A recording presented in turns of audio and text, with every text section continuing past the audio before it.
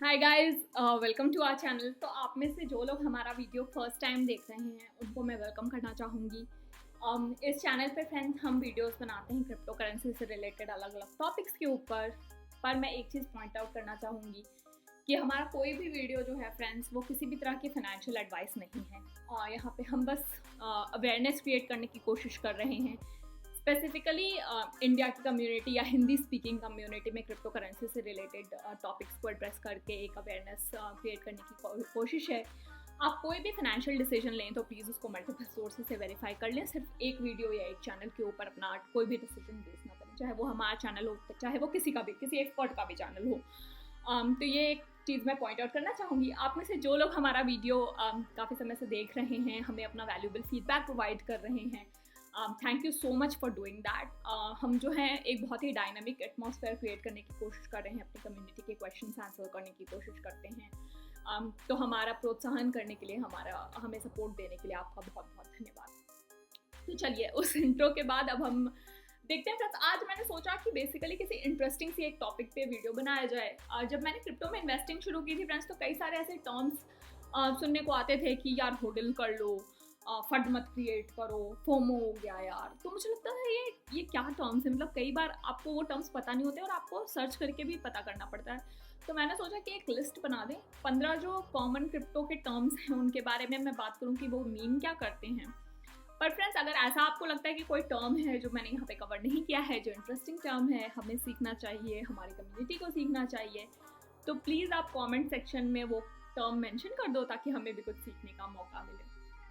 तो चलिए अब देखते हैं ये टर्म्स हैं क्या और ये मीन क्या करते हैं। तो फ्रेंड्स, फर्स्ट जो टर्म मैंने लिया है वो है फिएट।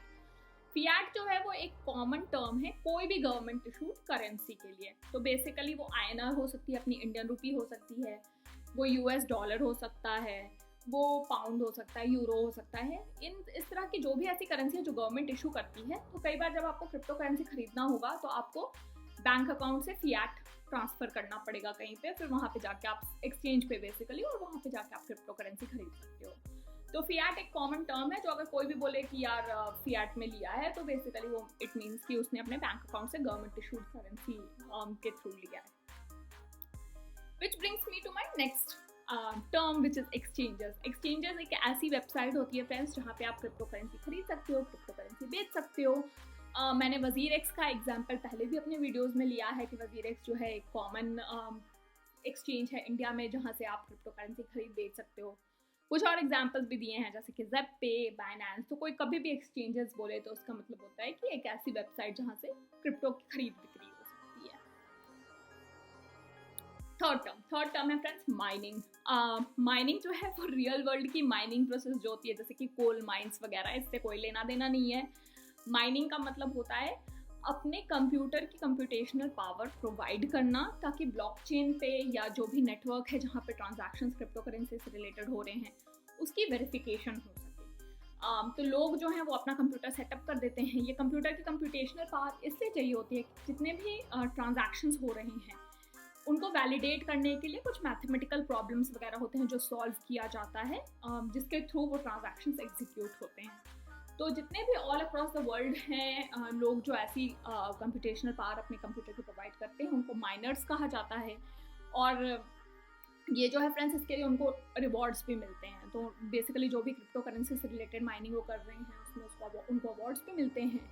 और माइनिंग और माइनर्स जानना इसलिए इम्पॉर्टेंट है क्योंकि ये पूरे जो आपका ब्लॉकचेन है, पूरी जो आपको क्रिप्टो करेंसी की सिस्टम है उसको इम्पैक्ट करते हैं। इससे रिलेटेड अगर कोई भी चेंजेस आते हैं तो मैंने एक वीडियो बनाया अपने चैनल पे फ्रेंड्स, अगर आपको वो नहीं पता है, EIP 1559 करके एक अपडेट आ रहा है इथीरियम का जुलाई के अराउंड लंदन हार्ड फोक में।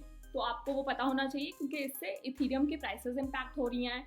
इससे आप अगर कोई भी ट्रांजैक्शन करते हो इथीरियम नेटवर्क पे तो आपका यूज़र एक्सपीरियंस भी इम्पैक्ट हो रहा है।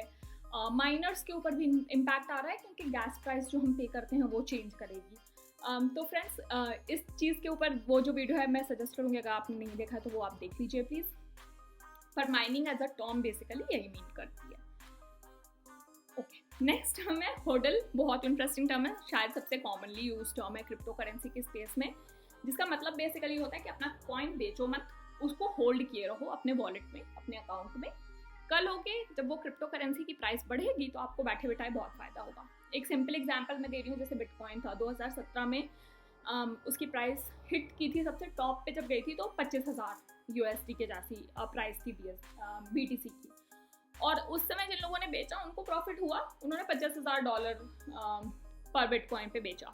लेकिन इमेजिन करो अगर यही कॉइन उन्होंने 4 साल होल्ड कर लिया, राइट, फ्रॉम 2017 टू आज अभी 2021 में इसकी प्राइस हिट की है 65K, तो उनके प्रॉफिट्स भी ऑलमोस्ट मोर देन डबल हो जाते। तो यही होल्ड का कॉन्सेप्ट यही होता है। ये जो है बेसिकली होल्ड ही करना हुआ कॉइन को, पर उसकी स्पेलिंग इनकरेक्टली स्पेल करते हैं। इसकी थोड़ी हिस्ट्री है कि एक बार कोई बिटकॉइन फोरम में प्रेजेंट कर रहा था, उसने होल्ड को गलती से होडल लिख दिया और वहाँ से ये चीज़ ऐसे मीम बन के फेमस हो गई कि होडल करो होडल करो। तो ये है Hodal. FOMO, FOMO is friends literal meaning होता है fear of missing out. Normal life में भी ये टर्म यूज करते हैं हम कि अरे यार 5 फ्रेंड्स ट्रिप पे चले गए, मैं बीमार हूँ, मैं नहीं जा पाई, तो मुझे बड़ा फोमो हो गया कि मेरा तो मिस हो गया ये ट्रिप। तो ये बेसिकली यही मीन करता है। In the world of crypto इसका मीनिंग ये होता है कि कई एक बार जब क्रिप्टो करेंसी की प्राइस राइज करने लगती है तो लोग थोड़े हाई प्राइस पे इसको खरीद लेते हैं because of the fear of missing out. तो हमेशा कहा जाता है buy the dip. Buy the dip का मतलब जब प्राइसेस नीचे जा रही हो तब आपको खरीदना है, और जब प्राइसेस ऊपर जा रही हो तब आपको बेचना है। लेकिन फोमो के चक्कर में, फियर ऑफ मिसिंग आउट के चक्कर में, बिटकॉइन मान लो 25,000 से 50 पे गया तो लोगों ने 50 पे खरीद लिया, और फिर मान लो अब वहाँ से हो सकता है प्राइस नीचे भी चली जाए तो लॉस भी हो सकता है। तो फोमो, और एक और टर्म यूज होता है जोमो। जोमो होता है जॉय ऑफ मिसिंग आउट, जब आपने कोई खराब डील नहीं खरीदी और आपका मिस हो गया, लेकिन वो मिस होने का रिजल्ट अच्छा हो गया, तो उसको जोमो कहते हैं। तो बेसिकली यही है FOMO JOMO. Okay, next term है altcoin. Altcoin friends होता है सारे जितने भी cryptocurrency other than bitcoin, उसको ऑल्ट कॉइन कहते हैं। मेरे हिसाब से अभी बिटकॉइन हमारे मार्केट लीडर है, तो बिटकॉइन के अगेंस्ट बेंचमार्क करके कहते हैं कि बाकी सारी क्रिप्टो करेंसी ऑल्ट कॉइन्स हैं, जैसे कि इथेरियम हो गया, मैटिक हो गया, कोई भी और कॉइन आप एग्जांपल ले लो, सारे ही बेसिकली। लेकिन कल हो के अगर कोई और मार्केट लीडर हुआ तो आई डोंट नो, अगर ऑल्ट कॉइन की डेफिनेशन ही चेंज हो जाएगी। फॉर नाउ तो Bitcoin is considered to be the gold of the crypto currency world, right. तो उसको एक स्टैंडर्ड, एक बेंचमार्क माना जाता है, और बाकी सारे कॉइन्स को ऑल्ट कॉइन कहा जाता है।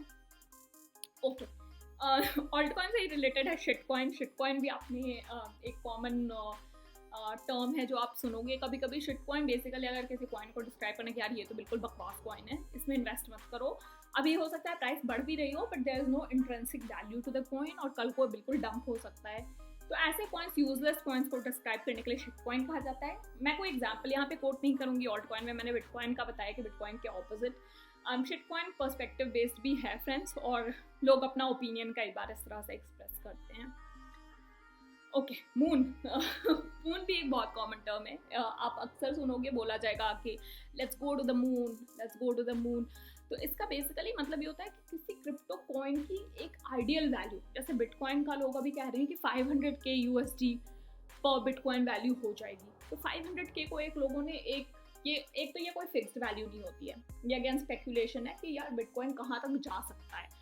तो 500K तक अगर बिटकॉइन गया तो लोग कह रहे हैं ये तो एकदम मून जाने जैसा हो जाएगा कि इतने ऊपर चले गए, राइट। तो it's more like a goal for the crypto value कि जहाँ हम हेड करना चाहते हैं। काफ़ी हाई वैल्यू जनरली सेट करते हैं। अभी अगर बिटकॉइन 65K पे है तो 70K को आप मून नहीं कहोगे, या अभी तो मार्केट गिर गया है तो अगर बिटकॉइन 30K पे है, 36K पे है, तो आप 40K को मून नहीं कहोगे। Moon is like a very very high value, जहाँ आप जाओगे तो बेसिकली हर कोई उसमें से फिर काफ़ी प्रॉफिटेबल निकलेगा जिसने भी बिटकॉइन होल्ड कर लिया है। ओके, नेक्स्ट मैंने 3 टर्म्स कंबाइन किए हैं friends, pump, dump and swing. Pump, dump and swing जो है ये again crypto currency specific topics नहीं है, ये जनरल इन्वेस्टिंग में कॉमनली यूज टर्म्स हैं। पंप का मतलब होता है कि जब लोग बोलते हैं कि यार करेंसी को पंप करना है, तो बहुत सारे लोग कलेक्टिवली करेंसी खरीद रहे हैं, तो उससे उसकी प्राइस जब बढ़ जाती है तो उसको कहते हैं करेंसी पंप हो गई। डंप उसका ऑपोजिट हो गया, जब बहुत सारे लोग करेंसी बेच रहे हैं, क्रिप्टो करेंसी बेच रहे हैं, प्राइस में रिडक्शन हो गया तो उसको डंपिंग कहते हैं। और स्विंग कुछ नहीं हुआ, ऊपर नीचे अगर जा रही है, क्लियर कट पंपिंग या डंपिंग का ट्रेंड नहीं हो रहा है, तो उसको कहते हैं कि प्राइस फ्लक्चुएशंस हो रही हैं। ये तीनों अलग अलग तरह के मार्केट फैक्टर्स, अलग अलग तरह के मार्केट सेंटिमेंट्स से ड्रिवन होते हैं फ्रेंड्स। बट बेसिकली आप अक्सर सुनोगे कि पंप मतलब इंक्रीज, डंप माने डिक्रीज और स्विंग माने इनकंसिस्टेंट। ये टर्म्स हैं। यहीं से डंपिंग से रिलेटेड एक और टर्म है रेक्ट। तो रेक्ट बेसिकली जो है वो डिराइव किया गया है रेक्ट से।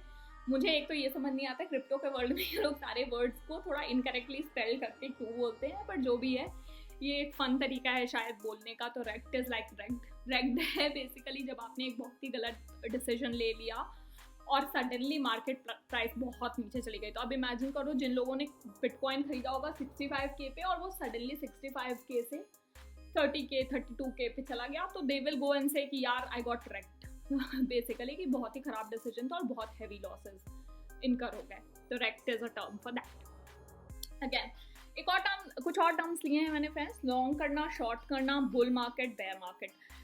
ये सारे टर्म्स जो है मैंने कलेक्टिवली ले लिए हैं क्योंकि ये कुछ क्रिप्टो करेंसी स्पेसिफिक नहीं है, लेकिन अगर आप में से कुछ लोग हैं जिन्होंने प्रायर इन्वेस्टिंग नहीं की और क्रिप्टो से ही शुरू कर रहे हो मार्केट को समझना, तो ये टर्म्स जो हैं ये कॉमन टर्म्स हैं जो आप अक्सर सुनोगे। लॉन्ग का मतलब होता है बेचना नहीं, not selling, holding on to your coin, right. Short का मतलब होता है बेच देना। सिमिलरली अगर मार्केट सेंटिमेंट्स की बात करें तो बुल मार्केट होता है और बेयर मार्केट होता है। बुल मार्केट होता है जब एक पॉजिटिव सेंटिमेंट है, हर चीज़ की प्राइस बढ़ रही है। जैसे कि अगर आप लास्ट 2-3 महीने देखोगे तो we were in a very strict bull market जहाँ पे प्राइसेस बढ़ी जा रही थी। नॉट जस्ट बिटकॉइन, इथीरियम ले लो, आप कोई भी कॉइन ले लो, है ना, BNB कॉइन ले लो, कोई भी कॉइन ले लो, आप देखोगे उसकी प्राइस जो है ऊपर ही जा रही थी। तो ऊपर वाला इंडिकेटर जो है उसको कहते हैं बुल मार्केट। और जब मार्केट नीचे जा रहा होता है, जैसे अभी as of today which is the 23rd of May अगर आप देखोगे तो मार्केट जो है मैनी स्पेक्युलेटर्स आर सेइंग कि बेयर मार्केट में हम जा रहे हैं क्योंकि मार्केट फॉल कर रहा है। तो एक नेगेटिव मार्केट सेंटिमेंट जो है जब वो होता है तो उसको बेयर मार्केट कहते हैं, जब सारे प्राइसेस सारे क्रिप्टो करेंसीज के मोस्टली गिर रहे होते हैं in a general manner. Okay, FUD next term जो है फ्रेंड्स वो है फड। फड का मीनिंग बेसिकली होता है फियर, अनसर्टेनिटी एंड डाउट।